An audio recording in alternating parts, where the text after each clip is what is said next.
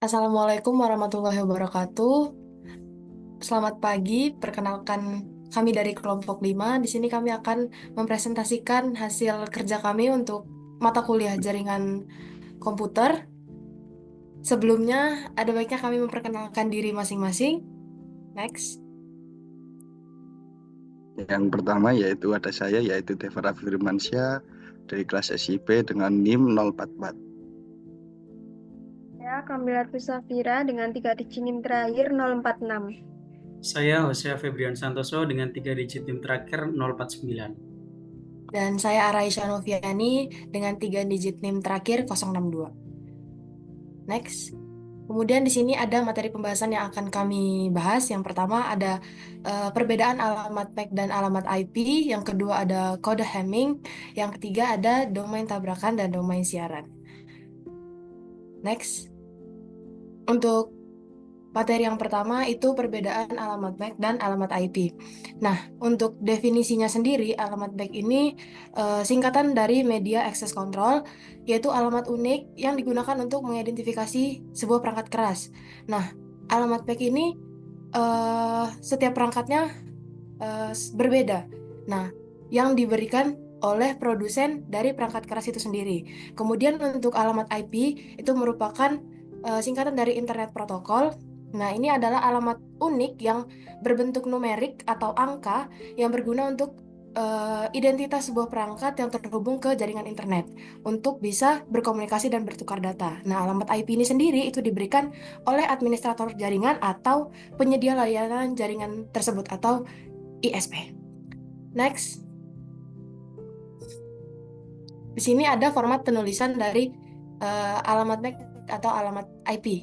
Nah, untuk alamat MAC sendiri itu biasanya terdiri dari 6 bytes atau 48 bits dengan bilangan heksadesimal, itu antara 0 sampai 9 dan A sampai F. Nah, format penulisan ini sendiri itu setiap 2 digit pada oktet itu dipisahkan oleh tanda titik 2 seperti contoh yang ada di sini.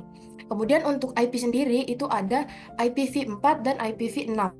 Nah, untuk IPv4 ini penulisannya terdiri dari 4 bytes atau 32 bits dengan bilangan desimal antara 0 sampai 255. Nah, format penulisannya itu menjadi 4 bagian dan dipisahkan oleh tanda titik, seperti contoh yang sudah tertera di sini. Kemudian untuk IPv6 sendiri, ini penulisannya terdiri dari 16 bytes atau 128 bits dengan bilangan heksadesimal. Sama seperti alamat MAC tadi, itu antara 0 sampai 9 dan huruf A sampai F.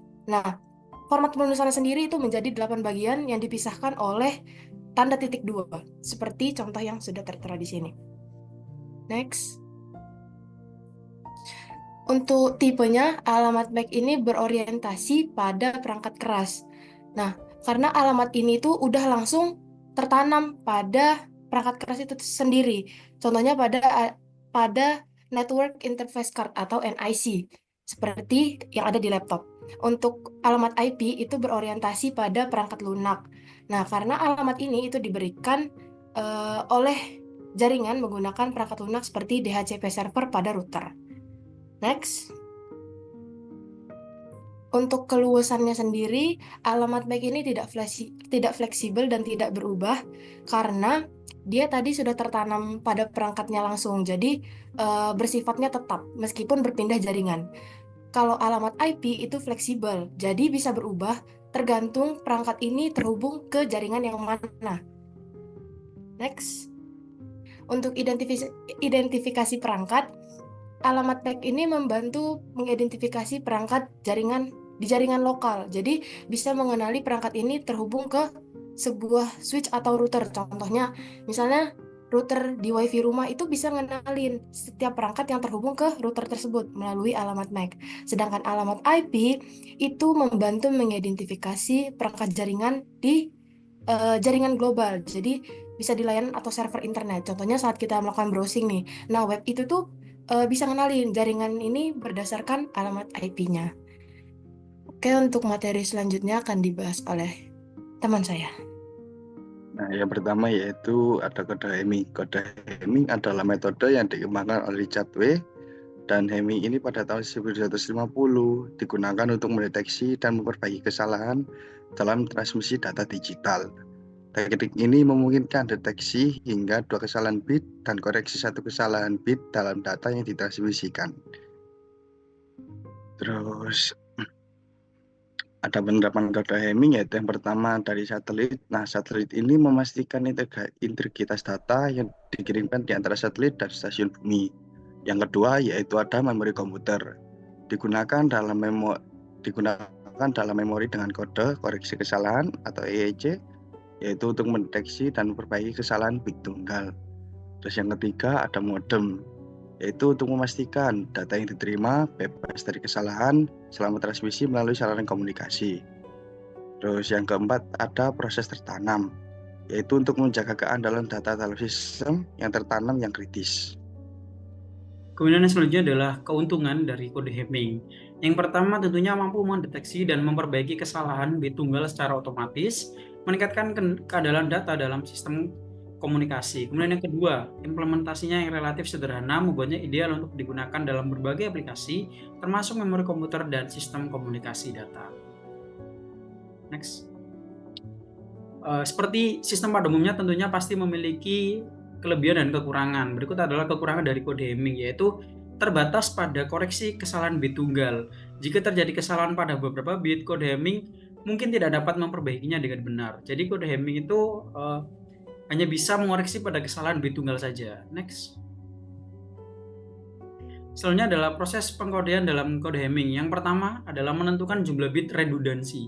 Untuk setiap bit atau disimbolkan dengan N, setiap N bit data ditambahkan P bit redundansi sedemikian rupa sehingga diperoleh dengan perhitungan 2 pangkat P lebih besar atau sama dengan dari N ditambah P ditambah 1. Kemudian yang kedua, menempatkan bit redundansi. Bit redundansi ditempatkan pada posisi yang merupakan pangkat 2, misalnya 1, 2, 4, 8, 16, 32, 64, 128, dan seterusnya.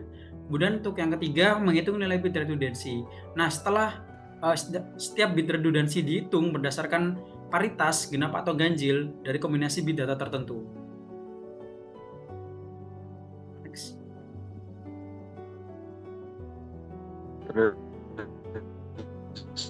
Definisi domain. Domain merupakan jenis jaringan komputer dalam tempat semua komputer pengguna, akun printer, dan perangkat lain terdaftar. Domain juga termasuk dalam database pusat yang terletak di beberapa cluster komputer pusat, yaitu pengontrolan domain.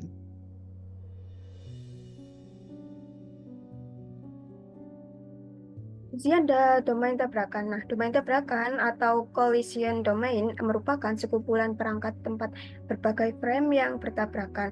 Domain tabrakan merupakan segmen jaringan yang dihubungkan oleh media bersama atau menggunakan repeater tempat transisi data real-time bertabrakan. Nah, domain tabrakan berlaku untuk jaringan nirkabel, namun juga memengaruhi versi Ethernet. Sebelumnya, tabrakan terjadi saat dua perangkat terpisah mengirim paket secara bersamaan dan segmen jaringan yang digunakan bersamaan. Paket tersebut bertabrakan dan dua perangkat itu perlu mengirim paket lagi, maka dapat mengurangi efisiensi jaringan tersebut.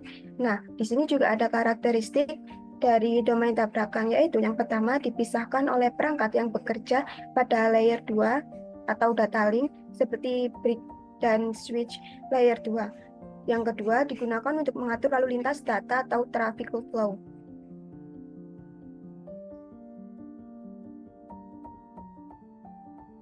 Kemudian di sini ada contoh dari domain tabrakan. Nah, seperti kita lihat di sini ada komputer A mengirim sinyal data ke komputer C. Dengan cara yang sama, komputer B mengirimkan sinyal data ke komputer D, di mana akan terjadi tabrakan tersebut. Nah, ketika jumlah perangkat dalam domain tabrakan meningkat, kemungkinan tabrakan akan meningkat juga. Jika ada lebih banyak lalu lintas di domain tabrakan, ada juga kemungkinan besar terjadi error.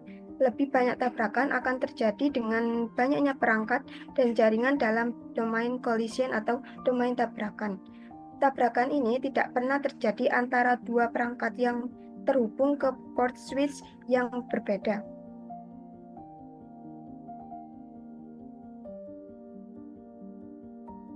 Kemudian selanjutnya dan domain siaran. Domain siaran atau broadcast domain adalah pembagian logis dari jaringan komputer. Dalam domain jenis ini, node dalam menjangkau satu sama lain menggunakan siaran pada lapisan data link. Sebuah domain siaran baik dalam segmen LAN yang sama atau yang dapat menjembatani ke jaringan LAN lainnya. Domain ini berisi semua perangkat yang dapat menjangkau satu sama lain pada lapisan data link dengan bantuan siaran. Nah, setiap port pada switch atau hub harus berada dalam domain yang sama. Kemudian ada karakteristik dari broadcast domain. Yang pertama yaitu dipisahkan oleh perangkat yang bekerja pada layer 3 atau network seperti router dan switch layer 3. Yang kedua digunakan untuk pengaturan lalu lintas data dan menyediakan broadcast. Next.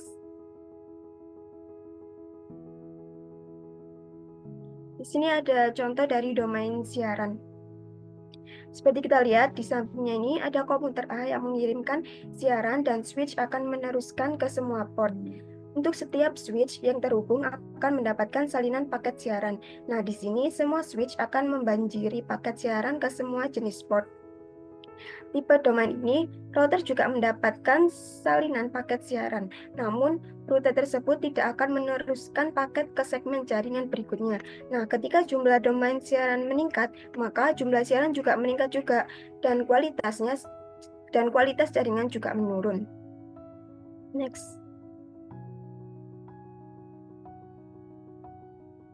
Selanjutnya ada perbedaan dari domain tabrakan dan domain siaran. Yang pertama, domain tabrakan adalah bagian jaringan yang memungkinkan lalu lintas mengalir maju dan mundur. Untuk domain siaran adalah jenis domain tempat lalu lintas mengalir ke seluruh jaringan. Yang kedua, domain tabrakan yaitu semua perangkat mungkin menyertakan perangkat subjaringan IP lainnya. Dan untuk domain siaran tidak pernah terbatas pada subjaringan IP spesifik untuk semua jenis siaran. Ketiga, pada domain tabrakan paket terjadi ketika beberapa perangkat mengirim data pada satu tautan kabel. Untuk domain siaran, sebagian besar menggunakan lingkungan yang dialirkan untuk menyiarkan sehingga tidak terjadi tabrakan.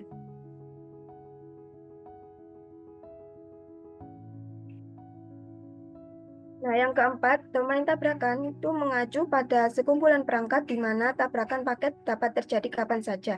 Untuk domain siarannya mengacu pada sekumpulan sistem komputer logis yang dapat dijangkau tanpa menggunakan router. Selanjutnya, perbedaan dari domain tabrakan, setiap port pada router berada dalam domain siaran terpisah. Untuk di sisi domain siaran, semua port pada switch atau hub kemungkinan besar berada dalam domain siaran yang sama. Dan yang terakhir, perbedaannya dalam domain tabrakan, saklar akan rusak di domain tabrakan tersebut. Untuk domain siarannya, switch tidak akan pernah rusak di domain siaran tersebut.